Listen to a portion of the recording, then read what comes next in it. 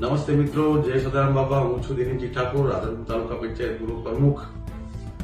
અને ઘણા સમયથી આ ઠાકોર સમાજનું 16 મુદ્દાનું બંધારણ સમાજ દ્વારા જે નક્કી કરવા આવ્યું ઓગણજીની થળીએ, એમાં અમુક લોકો બંધારણને તોડી અને સમાજમાં વાહિયાત વાતો ફેલાવવા માંગે છે. એમાં વિક્રમ ઠાકોરને હું ખાસ કહેવા માંગુ છું કે ઠેંગણા દોઢ ફૂટિયા, તારા પ્રોગ્રામ ક્યાંય થતા નતા.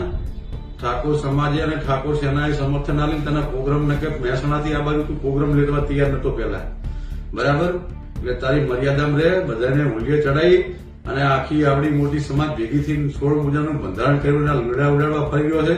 હવે આ બાજુ પ્રોગ્રામ કરવા આવજે ઉત્તર ગુજરાતમાં, પાટણ ઉધીમાં છે, ખબર પડે તને આટલો મોઢે ચડાવ્યો, આટલો સહકાર આવ્યો, એટલે તું સમાજ ઉપર જ તારા ઉપર હમણાં પેલા સરકારની વાત આવી તો તે હમણાં સમાજ ભેગો કર્યો હતો. તારે આમ સમાજની જરૂર છે.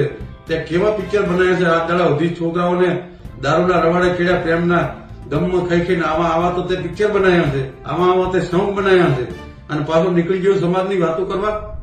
મર્યાદામાં રહેજી, બરાબર? આ નતું બોલવું, પણ આ સમાજના તારે સમાજની ઇજ્જતની વાત આવીને આ કેવું પડે રહ્યું છે. એટલે તું તારી મર્યાદામાં રહેજે ને હવે પ્રોગ્રામ કરી બતાવજે, આ બાજુ તને ખબર પડે. જય માતાજી. સમાજના લોકોને બે હાથ જોડીને વિનંતી કરું છું, બરાબર? બીજા કોઈનો અમારે કોઈ વિરોધ નથી, પણ જે સમાજના બંધારણને તોડવા નીકળ્યા છે ને એમનો અમને પૂરેપૂરો આ નતું કે હું ગળે આવ્યું આટલે આવ્યું તો આટલું કહું છું. કાન ખોલીને સાંભળી લેજો.